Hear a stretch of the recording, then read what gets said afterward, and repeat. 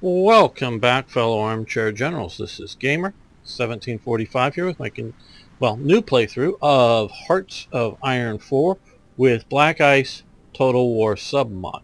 We're going to play as Britain. It seemed to be one of excuse me, one of the more requested countries to play, but also Total War. So we're going to see how this is going. Now, I am doing this as an experiment as well. Some of you may not want to watch this. Why? Well, I'm going to be streaming at least some of the episodes live on Twitch as I make them, so you may have already seen them before. So if you've watched, you're one of the lucky few, maybe we can call you, who watched it live as I created it. Or you can, even before it's released on YouTube, you can see the the saved version on Twitch. So if you're not already subscribed to or follow my Twitch channel, you should follow my Twitch channel. If you sign up for Twitch, and you can get there and you can hit the follow button, you can set up your notifications to notify you when I'm going online. Right now I have absolutely nothing set up for schedules on Twitch as to when I'll be live or not, or what's going on. That may come, but right now it's just when I am. Okay, so let's start this off. Let's do some research. Choices.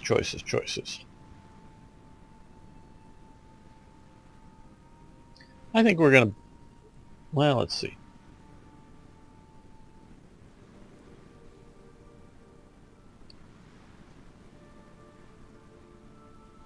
Yeah, let's go with concentrated. Britain was sort of dispersed, but yes. So some of the starting text may be a bit different than I'm used to playing as Germany.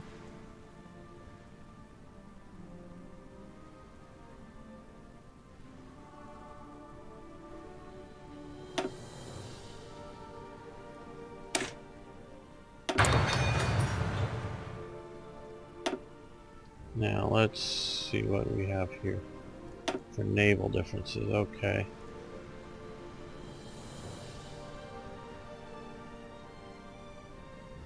Not played any of the BlackICE Hearts of Iron 4 as Britain, so new territory for me.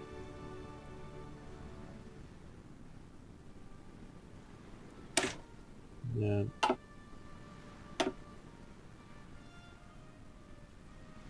Some improved fighters would be nice.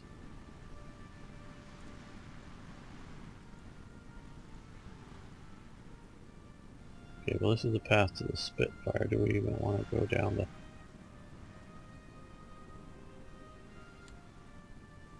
No, well, maybe we don't need. We can wait to 38 and get the Spitfire and the Hurricane.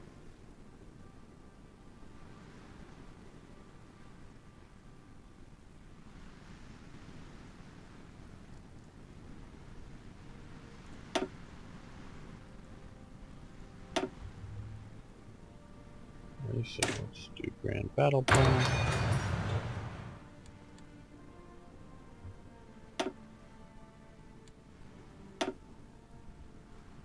Thanks. Okay,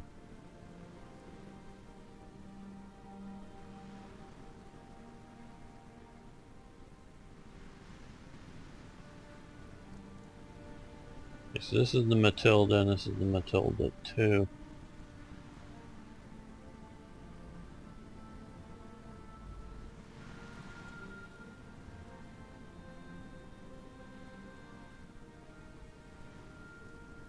I would have not classified the Matilda as a light tank. Yeah, it's a sort of a machine gun tank, that's true. Well, I guess maybe that's maybe the thing that you would call it. But let's do Matilda 2. That's a fairly good tank for its day.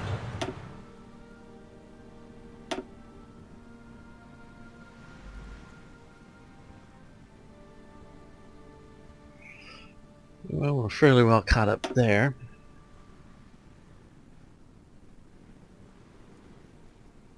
Let's get radio signal company.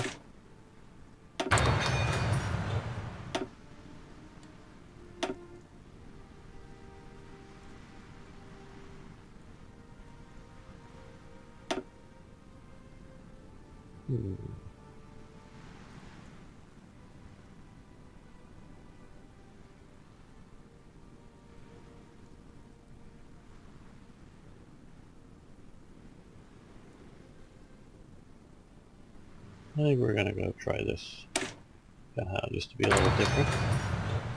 So that's good. Now for national focuses. Okay, House of Commons, political power. Okay, well, as you can tell, I really haven't even looked at this, but that's our only option. Let's take it.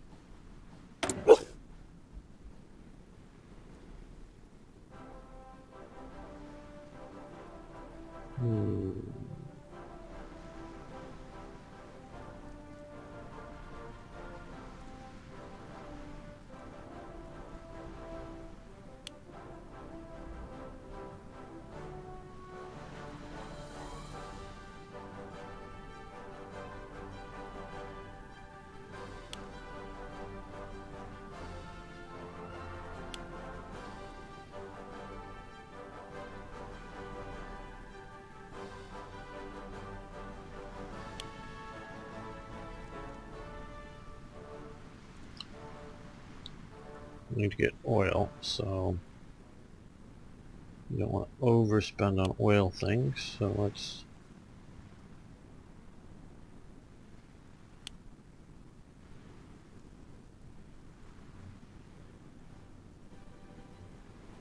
so I'd love to go back to having fuel as a thing. Get rid of this damn oil in production mode. Well, let's not overdo it. That's all we're gonna have. We'll just do that then. Okay. Get some rifles in production.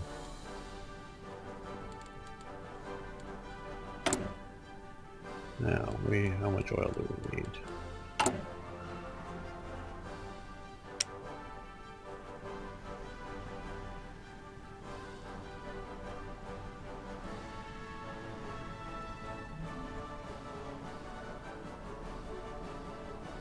Alright, well.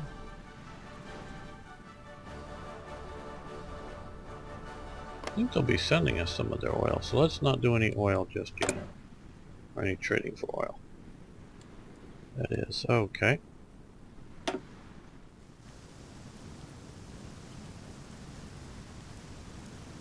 Already got lots of radar here. That's useful.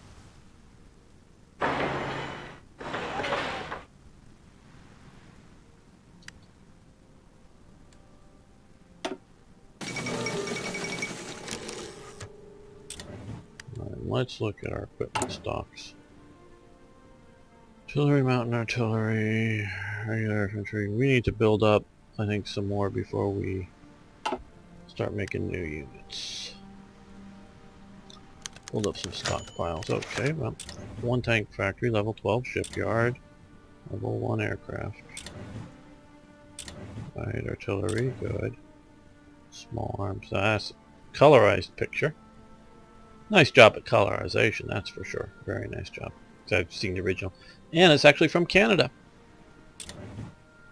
That's the Inglis Arms Company. They made Bren guns and a version of the Browning high power pistol.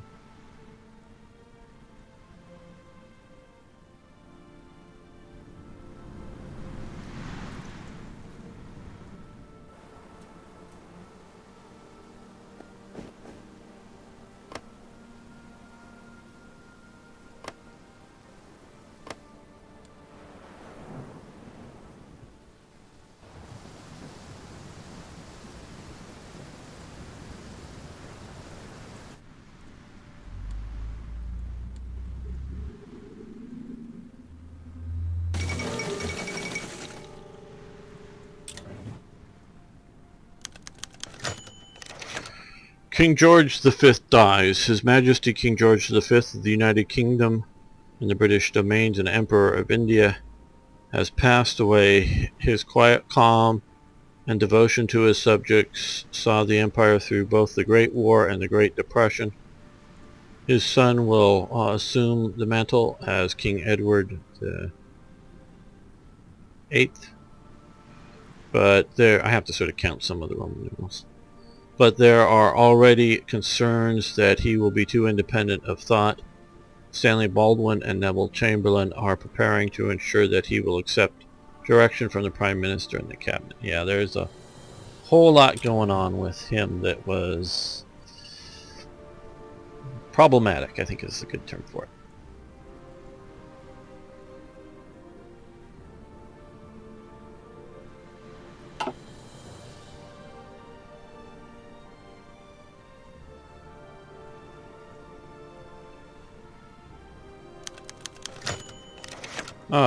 The K6 red telephone box. The K6 was designed by Sir Giles Gilbert Scott in 1935 to coincide with the Jubilee of King George V. Sadly, the King did not live to see any such examples installed, initially known as the Jubilee Kiosk. Some 70,000 examples were installed around UK between 1936 and 1958. Wonder, are there any of them left still in Britain there nowadays? I mean, there were huge numbers back in the 90s when I was there.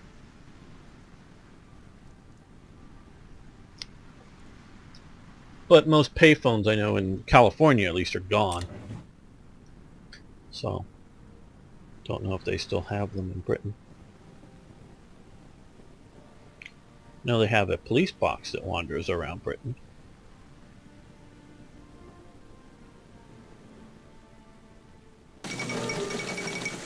Okay, the Winter Olympic Games.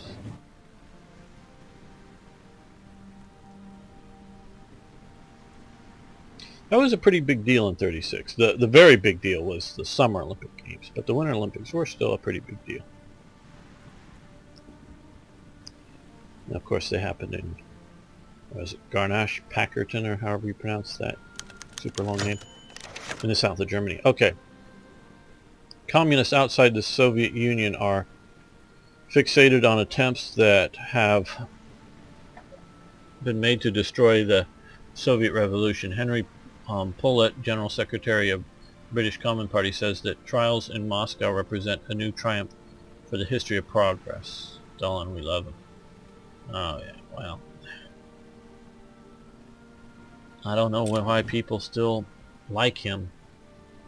He's getting a revival, I understand, in the modern day Russia. Stalin is. In Britain, House of Commons, Churchill speaks of the dangers of two parliamentary nations from heavily armed dictatorship. He complains that the spirit of the should learn how to spell, or should learn how to talk.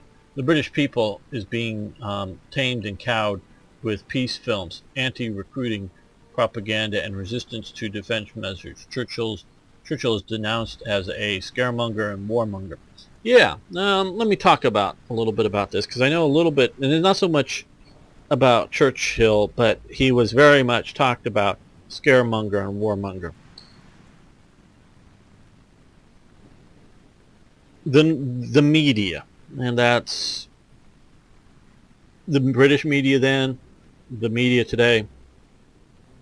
The media focuses on scaring people, okay?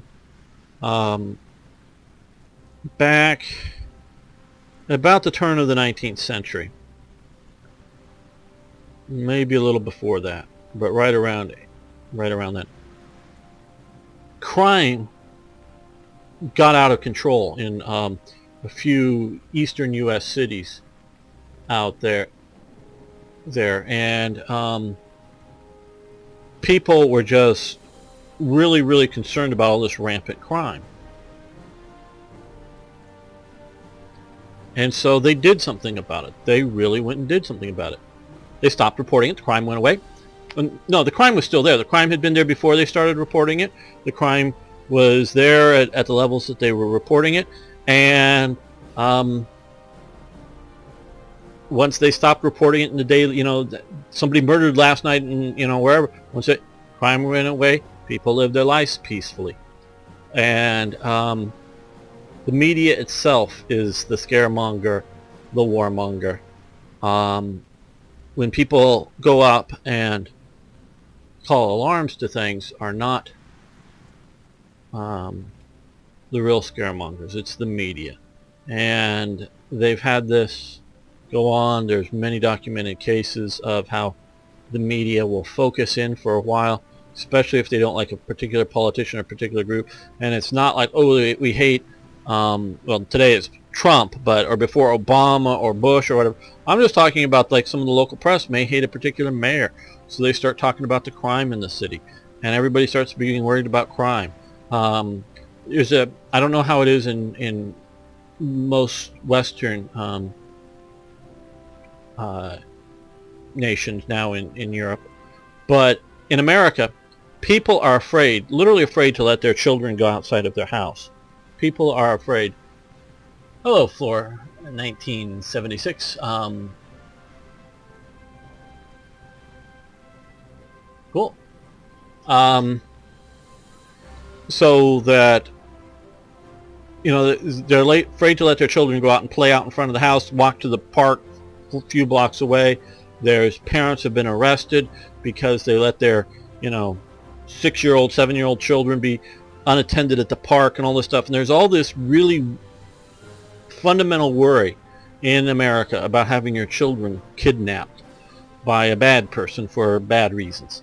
And this has just really become, because, the rates are just so bad. And if you grew up like when I did back in the 70s, it was sort of like your parents were sort of like upset that you're still in the house. Why don't you go out and play? And they didn't even like ask you where you're going out and play. Just be home for dinner. Just leave. Just go do stuff. Free range. And just sort of kick the kids out almost, for the day, just to get them outside and play and go have adventures and do things. That was back in the 1970s as a young kid for me. And they look at the 50s and how it all is. But you know what? It is safer today than it was back in the 70s. There are fewer kidnappings per capita in America of children today than there was in the 70s. It's just they've been reported with the national medias. Because it used to be with the nightly news, you never saw all these, it was a brief half-hour news, and they'd have the stories, but somebody kidnapped somewhere else wasn't this big story. All these trial channels and all these, all this stuff that goes on, missing children, this, missing children, that, and it's all real. I'm not saying it's made up. I'm not saying it's fake news. It's real. It's out there. And, but stories get sensationalized and people get interested in it. And so they're watching this, and it's on the 24-hour news channels. And so parents are afraid because some of these kids are being kidnapped. But if you look at good crime stats in America, it is a lot fewer today than it was way back then. It's just now, before it was, it would make the local news somewhere in your city, and it would make the news. But people 10 cities away wouldn't hear about this case of this kid being found dismembered or whatever great tragedy it may have been, because it just made the local news. But now when it happens, it's everywhere. It's all, so if you look at 300 million people in America, the numbers that are actually in danger are minuscule. So it's the media is the scaremonger. So, and Churchill, what, was 100% right about all of this stuff, and history proved him right about it.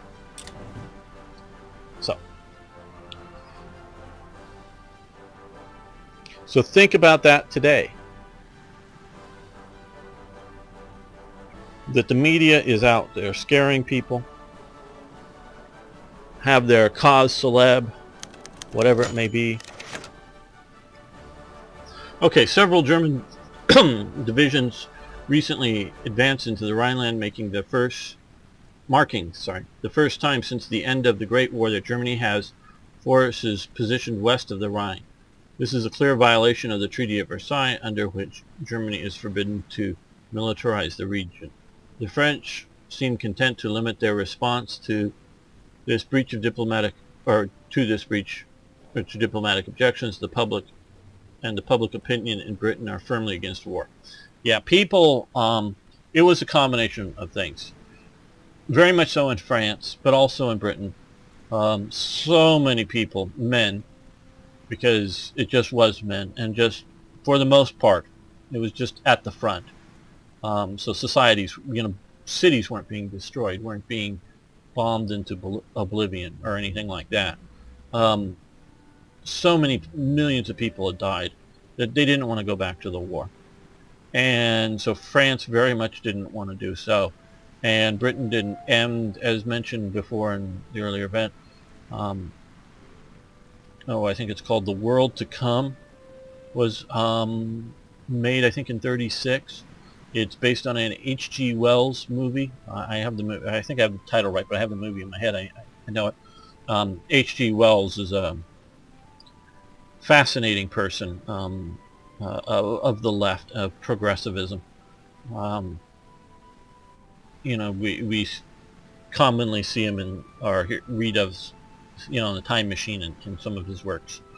But the World to Come, in which they very much have fleets of aircraft that are bombing citizens, and people were just afraid of going to war, and that was a British film. So, remilitarization of the Rhineland.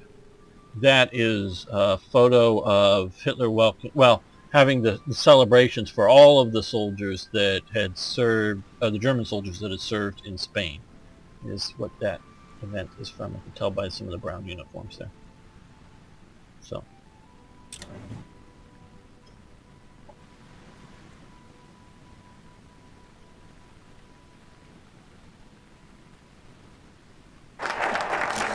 Okay, House of Commons.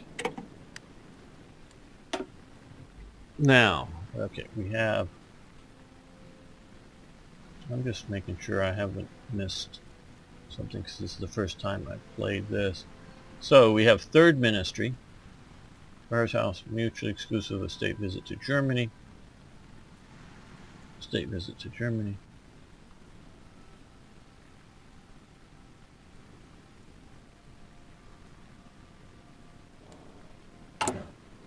No, we're not fascist. Okay. I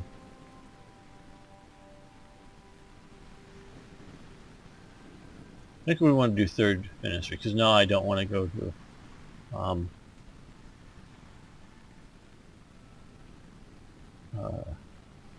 Axis Britain. Someday we may get so, I don't know what would be the right term. Not bored, but done everything else to death, that we decide to do some way out stuff.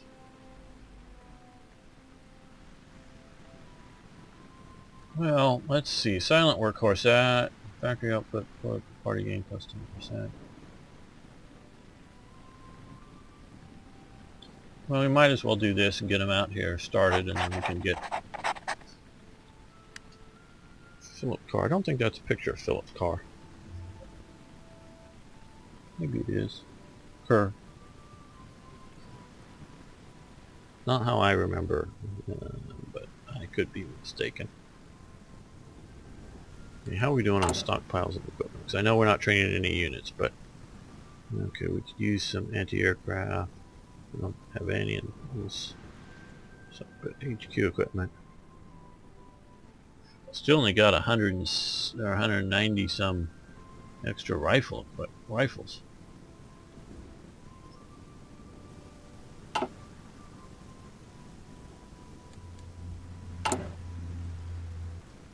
Okay, well.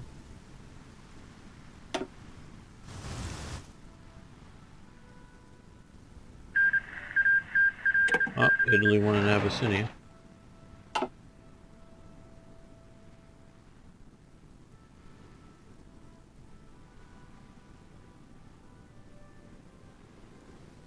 Yeah, it's interesting to know that Belgium also has modern day problems with the media like that. Now, when I sort of visited and lived in Britain very much, I got to know that certain media outlets, mostly newspapers, had a viewpoint, and everybody knew their viewpoint of which was conservative, which was socialist, and so that kind of thing. And I sort of like that, because in America they try to be stealth. They try to, like, oh, we're just a fair arbiter and reporter of the news. And that's sort of what it started. I don't know exactly when. Probably before the FDR's time. You go back far enough, the media is all divided among. It's all purely partisan. Each media had, each newspaper or magazine had its own viewpoint, and you knew it. I'm talking back in the 1840s or whatever. But at some point, they tried to come to the myth that they're all sort of neutral arbiters of the truth. And that's sort of what they were promoting when I was sort of growing up. And now that's all. And now you can look at it and see how false the claim was in actuality. Now they're starting to come out more and more openly as being leftist in America. And political power plus that. Okay.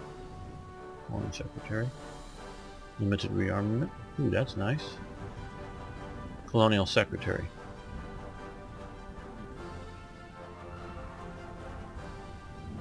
Let's get this limited rearmament. And that gives us enough. Let's see here. Okay. Base construction.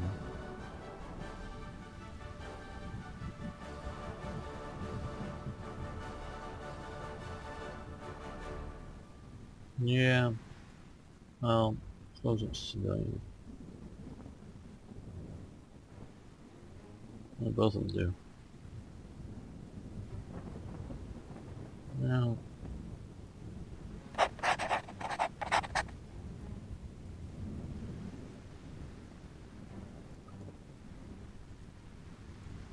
and so I think it's best for the media just to go, hey, these are, this is our side, this is what we support, and it will clearly show the people what's going on.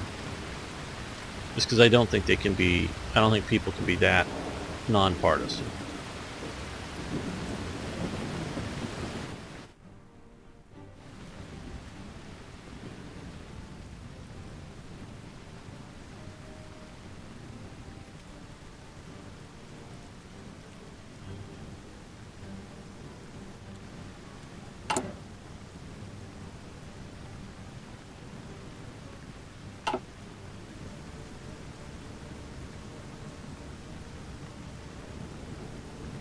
And that's interesting about Belgium.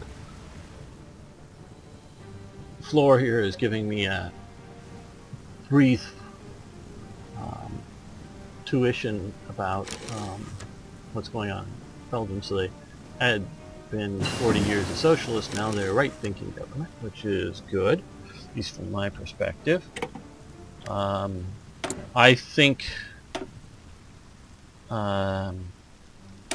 ultimately the European Union is going to come apart. I'm not there, I'm not on the ground. I know there's a lot of people that just believe that the European Union is necessary and a good thing. I think it's gone too far, and you can see how there hasn't really been any terrorist attacks in Poland or Hungary, and they're controlling their borders, and the rest of the EU is all getting upset about that they're not taking in all the refugees, but they're not being attacked. So that's an important lesson there.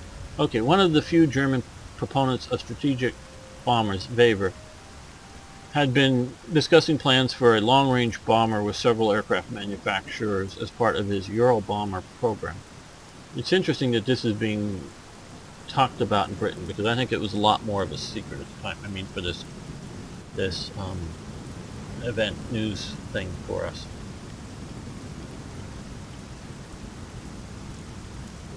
As a player, you can choose to support him or her. Well, yeah, we don't get to choose that, but interesting how that works, how they're doing it. When I see how modders make their mods, it's interesting to me to see what they're doing.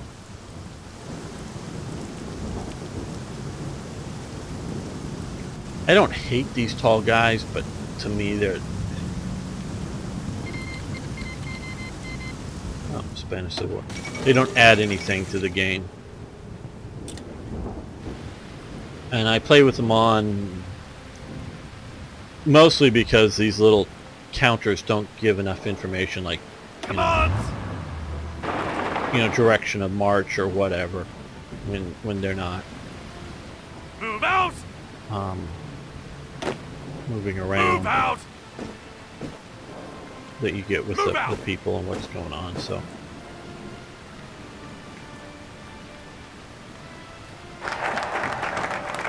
okay, so we've got limited rearm.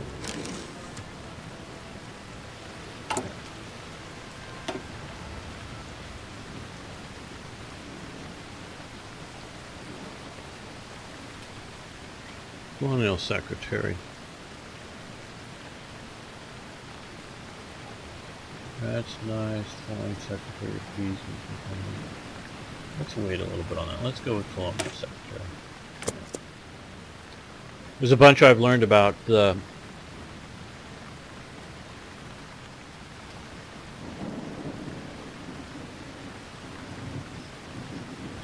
what I've been learning about Britain at this time and the various colonial powers. Yeah, that's interesting about Belgium. Yeah, you got the capital. At least, isn't it just part-time capital of the EU? Doesn't they also go to Strasbourg or something like that?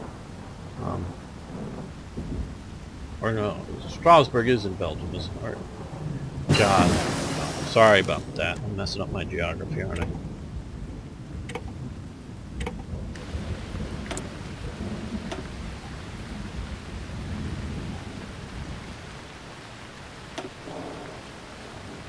Okay, so now we have some real useful choices.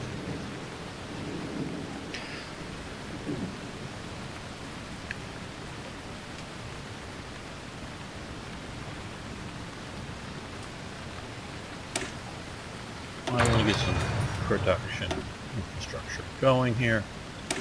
Things like fighters.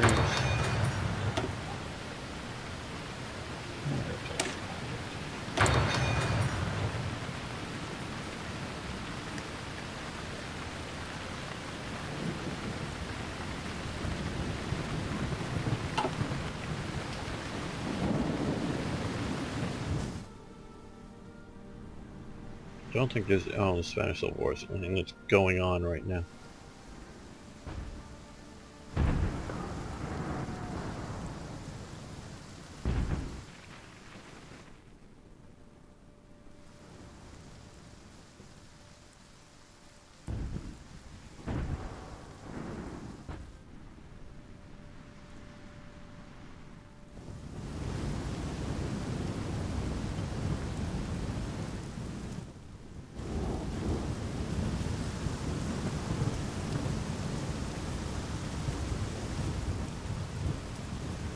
Now, for all you BlackICE fans who are players of BlackICE for Hearts of Iron 3 that are watching this, just if you want to know that this is no guarantee or promise or anything like that, but it is likely, maybe even highly likely, but I would put likely, that we could get Hearts of Iron 3 style of counters for Hearts of Iron 4 if someone were to make just a 2D map.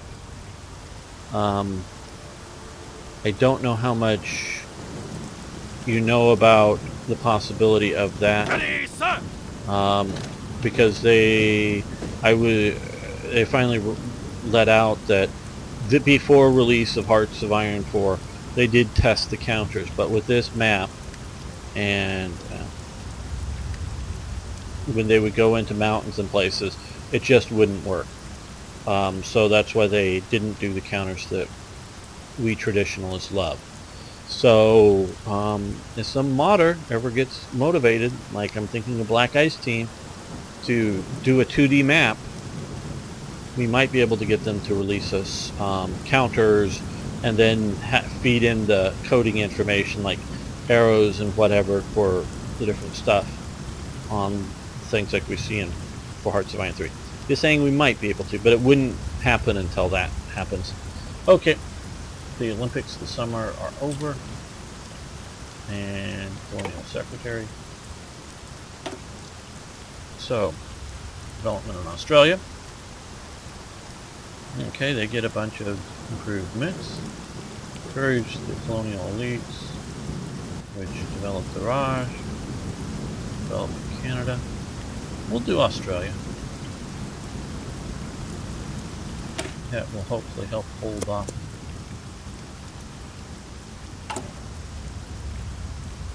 Eastern threats now.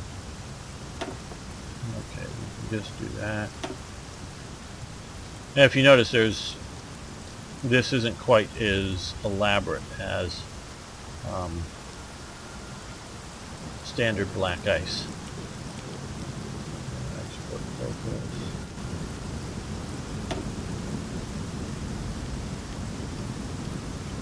The different types of stuff here. Not that elaborate means better. That's not necessarily. Okay. I'm not planning on building any of those right now at any. And that's definitely. This has got to be a generic thing here, because that is definitely not their aesthetic here. These guys look like they are still images, but I really don't know them.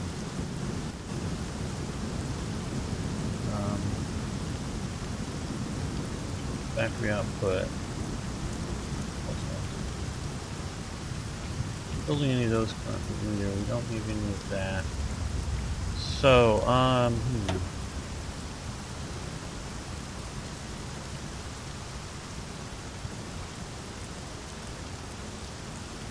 yeah, the command structure. You will be getting a command structure of some sort. It will have some sort of hierarchy.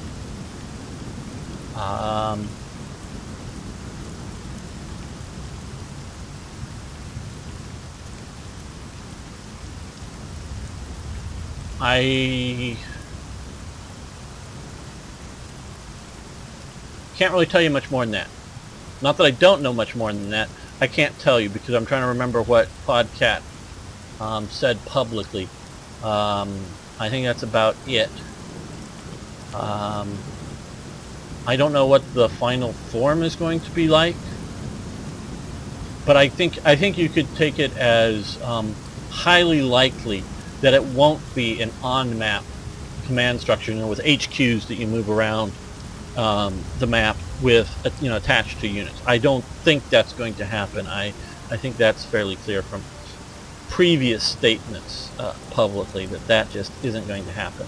So if that's what you're thinking, the wonderful hierarchical command structures like we have in BlackICE, that ain't going to happen. More than that, I really, legally or whatever, by my non-disclosure agreement, can't say. Electronic industrial research time. Yeah, we'll go with.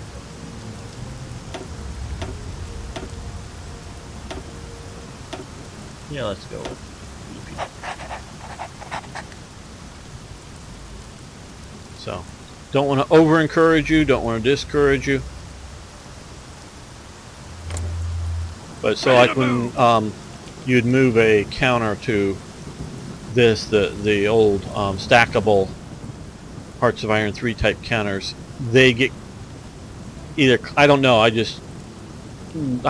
never even saw a screen capture of it, but that it would just either look incredibly ugly or being hidden by the mountains, or part in the mountains or part out of the mountains. So it just wouldn't. It works, I gather, sort of on a flat area or flat map. So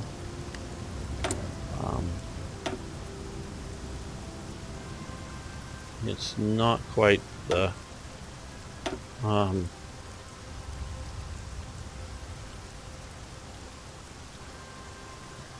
let's look at some other. Okay, we got that. That is blank for us. That is mostly blank. Okay, well, let's see. Anti-submarine warfare. Well, that would be useful for Britain. We're a island nation and we want to trade.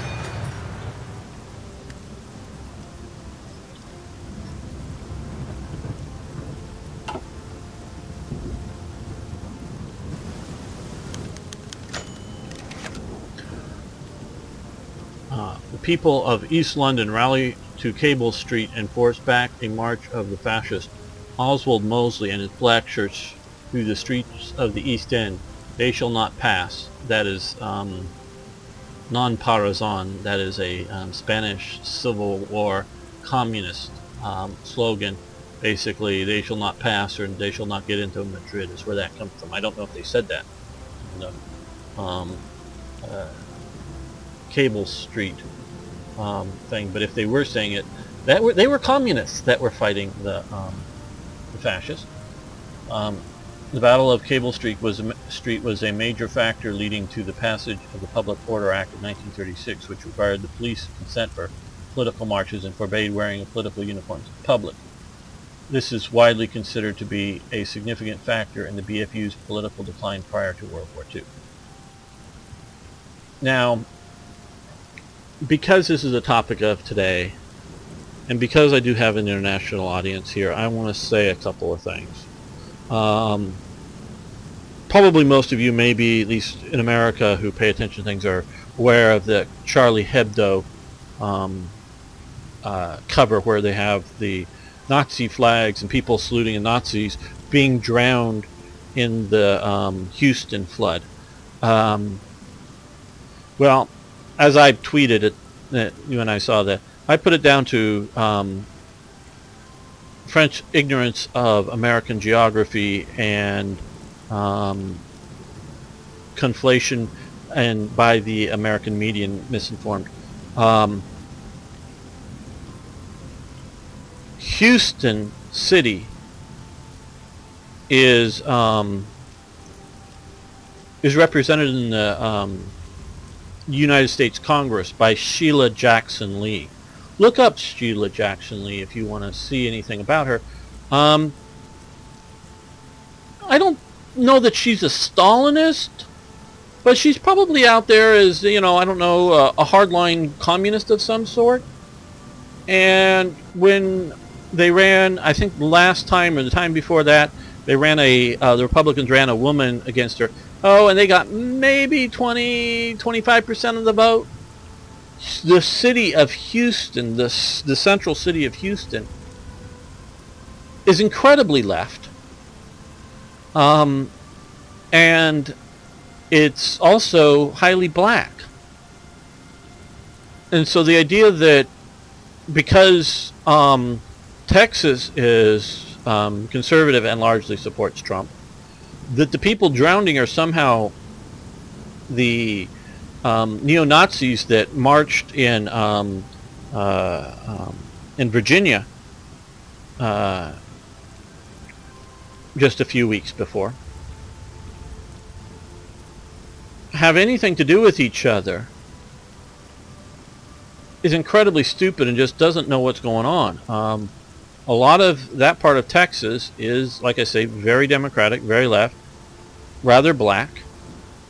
Now you get into the suburbs of Houston, outside of the city of Houston, but in the great metropolitan area, yeah, you got a lot of conservatives. But if you look at all the few hundred Nazi types that marched there in Virginia and their Tiki Torch parade, they were smart. I thought they were very smart not to be wearing uniforms, because if they were wearing Nazi uniforms, that would have even more turned off America. But yet they marched with their Hail Victory and Blood and Soil, Sieg Heil and Blood and Soil, which was the another one of the Nazis, the real Nazis' favorite slogans. Those guys are Nazis. Not everyone who's protesting taking down statues are Nazis, but those guys are Nazis. But what there's less than 1,000 of them that showed up. And if you know anything, if you looked into them at all a little bit, and I've just looked into some little deeper on media stories, none of the, or almost none of those people were local. Only a small percentage of them were even from the state of Virginia. Most of them were from outside of the state of Virginia, generally from the eastern half of the United States. So the eastern half of the United States got together, what, 600 Nazis? That's all you could find to come and march? Out of 300 million people? And I'm sure there's a bunch of old people that are Nazis that couldn't get there, and, you know, and other Nazis that had to work and couldn't get there, you know, but that's all it is marching there. That's an incredibly infinitesimal small people. So if people are saying that the Nazis are on the rise in America, don't understand what's going on. They don't know. It's the news media again ginning that up. There's no big plague of Nazism for all you international people out there to understand. Excuse me.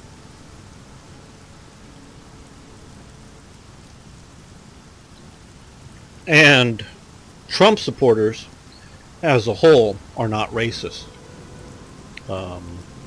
Actually, Trump is actually making more inroads into the black communities, not the Hispanic communities, but the black communities, than other Republican presidents. So he's not what you think. And if you look at the Trump about 20 years ago, was being praised by Jesse Jackson and Reverend Al Sharpton, given some sort of award for his support of minority communities and black communities. It's just modern political slander. If you're a longtime viewer of this channel, know that I'm no big supporter of Trump, but he ain't what they're making him out to be. So it isn't like what's going on. But also, if you look at what's going on with the Nazis, the fascists that are marching, they're also anti-capitalists. These guys here, this is what sort of also bring this up, these guys are anti-capitalists. These guys are British Union of Fascists. Fascists are national socialists. That's the bad way of saying, because that's the Nazis, which are something else. But they are sort of socialism with nationalism together, if you will. And that's why, to a point, the communists hate them so much, is because where the fascists get most of their support is not from the conservatives, not the right-wingers, you know, the small business owners or other sort of rural traditionalists. They get their support from the same people that the communists get their support from. And so they're fighting over the same pool of who's going to support them. And is it going to go communist or they're going to go fascist? And that's why they hate each other so much, is because they're fighting over the same pool of people. Yes, generally speaking, fascists, whether in Italy, in Britain, and this is not Nazis, this is fascists now. Fascists in Britain, back in the 30s, fascists in Italy, fascists in modern day America, generally are religious.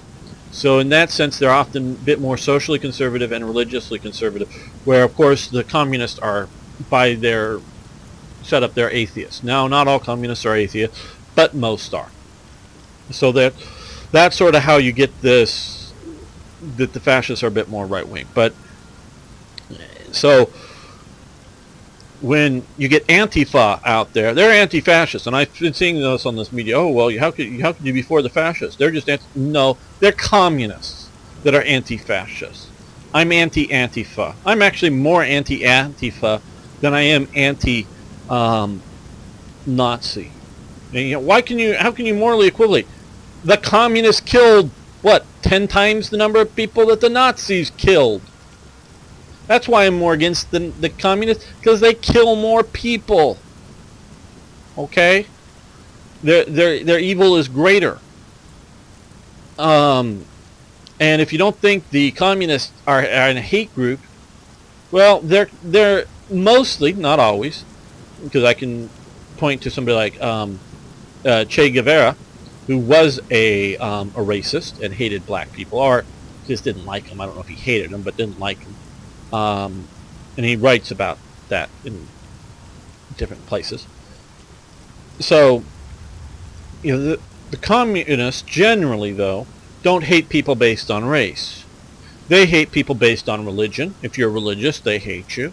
If you're wealthy, they hate you. There's other reasons that they hate more than your race, where the Nazis hate you based on your race. Fascists mostly aren't racists, and that isn't always true, but it's not as big a thing with the fascists. Now, of course, in America, you have several strains. You have sort of the traditional KKK. The true traditional KKK were anti-Catholic. They were Protestant, pro-white, Christian types. Modern KKK, I don't know if they've changed much, but then you get a sort of a dual split with the Nazis. You get the sort of Nazis that are trying to be Hitlerite, German-type Nazis, so they're anti-Christian, anti-capitalist, racist. Then you do get some other sort of sword in the sword in the arm of the Lord or something like this. Groups of Nazis that mix their Nazism with strong Christianity that's sort of twisted. So you get that sort of split. So you get that. But these are, again, for all you international people and those that are young that think that there's a racist behind every bush, it is less than 0.1% of the people in America are that way. They're just whenever you get 50 of them together, you get 10 of them together. You often see in the South, you'll see 20 of them in their Ku Klux Klan outfits or whatever, protesting something, and so the news media will frame all 20 of them in the shot and talk about them, and then there'll be 200-300 people around them condemning them, and that so it's like 10 or 20 people, and the news media focuses in whenever those same 10 or 20 people show up, and that's it. So just so that you know, I know we're going on and not playing the game, but I hope it's informative for you to know what's going on with some of this stuff.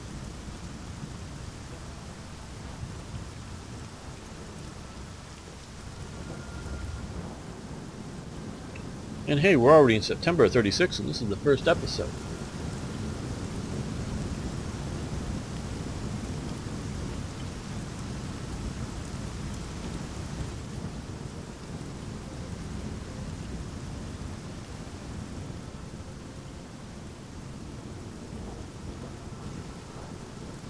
Did I say 26? I meant 36 if I didn't say that. That would be interesting.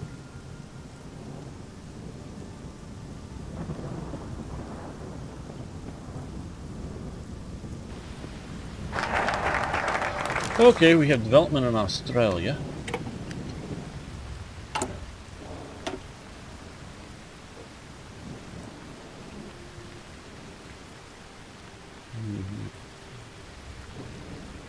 Canada.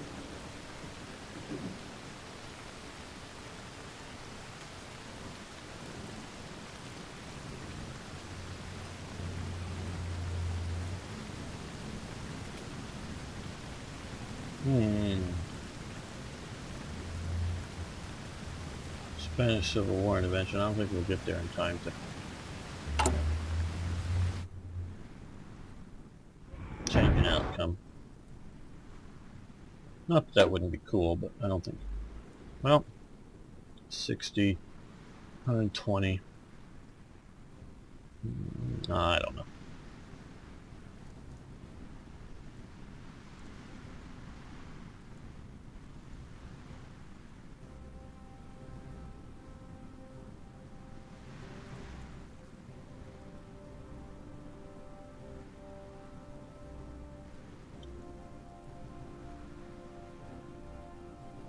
Okay, world tension 5.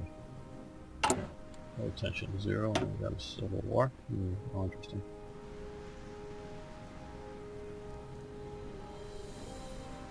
Service overseas. Okay.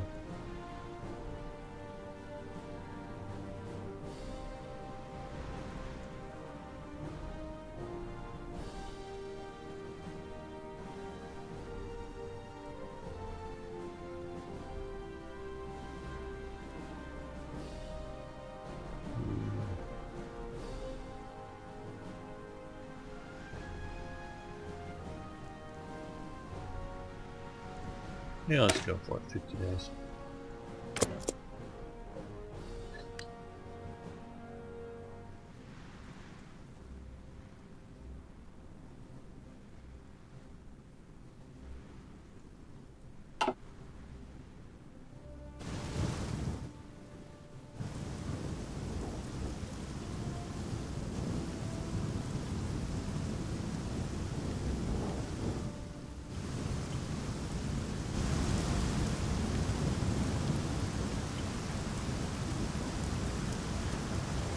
How interesting.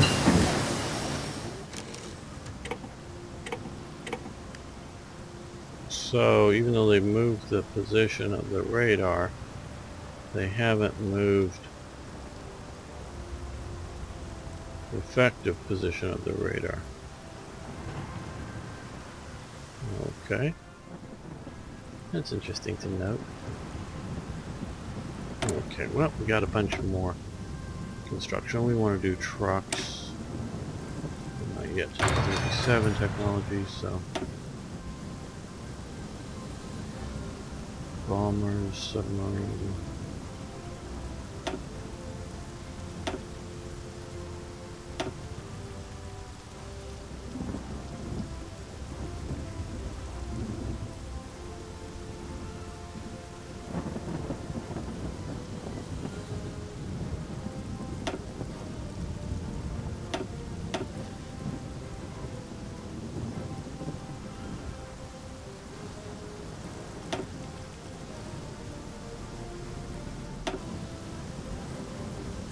Let's do for reconnaissance. That'd be nice.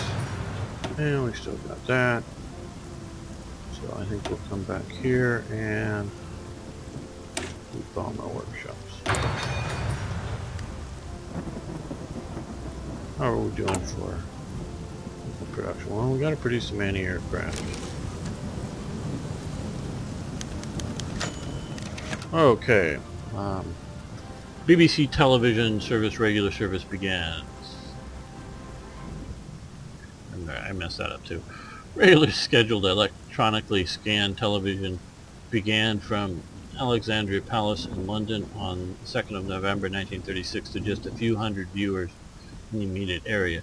It was reaching an estimated 25,000 to 40,000 homes before the outbreak of World War II. Well, that would be remarkable if it was really 25,000 to 40,000 homes. It actually had TV sets. I'm doubting those numbers. I'm doubting them highly. I don't know where they got them, but I'm doubting it. Now, yeah, I don't know. That's an awful lot of TV sets. VHS broadcasts would have provided an ideal radio beacon for German bombers homing in on London, and the engineers and technicians of the service would be needed for the war effort, in particular the radar program. Okay, well, this is interesting because in about 1936 we already have the 1936 Olympics is televised in Germany. I think some of it may have been just televised over cable, because I think the viewing rooms, because they set up these big sort of theater viewing rooms around Berlin that people could go in and watch the Olympics live. I think that might have been cables run, but it may have been over the air. But they were doing set tops at this time, and I also know around Paris they were doing broadcasts. Now, throughout the war, Berlin kept broadcasting on television until the very end. So that's interesting that either the British were honing in on the German television, but it was off every night. It was only on during the day. I know it started in the morning. I don't know exactly when it went off, but maybe it was somewhere in the evening when they would have been heading that way. So that was going on in Berlin. France, I don't think, interrupted its television service, and definitely the Germans continued French broadcasting once they took over Paris. And again, it was just sort of in the Paris region. And they were doing that. And I don't know exactly the date that they started broadcasting in Paris, But also in 36, you start getting broadcast mainly in and around the city of New York, and it's there. The reason I'm suspicious about this number, but that's in the beginning in New York, it was about 300 to 400 homes that had televisions, and in 36 was the first televised baseball game, live televised baseball game. So that was going on then in New York. And we have more factories available. Okay, well that's good. Now, to speed things up a little bit, let's... Oh, well, we should build more of these.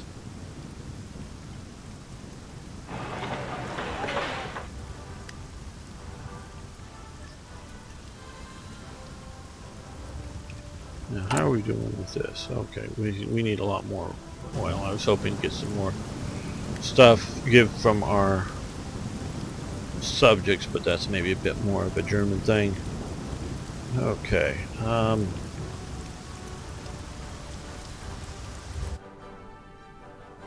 Let's see. That would be British Malaya.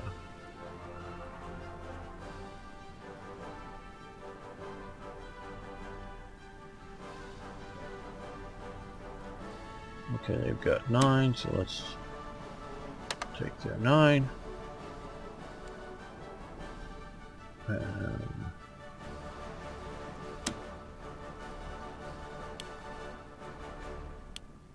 I'll give us all for 1. Okay, well, we'll take that. And we'll take... I'll give us all for 1. Cool.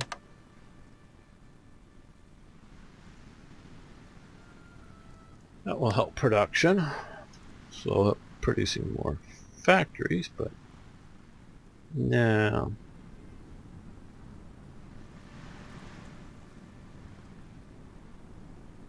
guess we want to help out the US.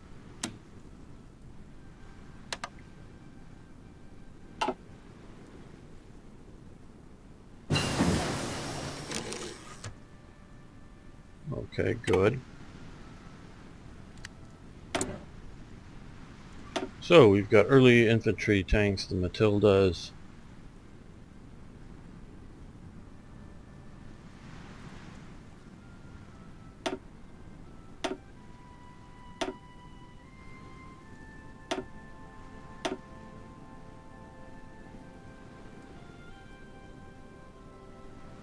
Okay, not a whole lot to do until 38 there.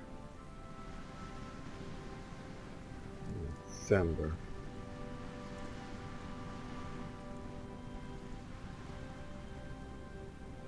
Yeah, we might as well. Okay.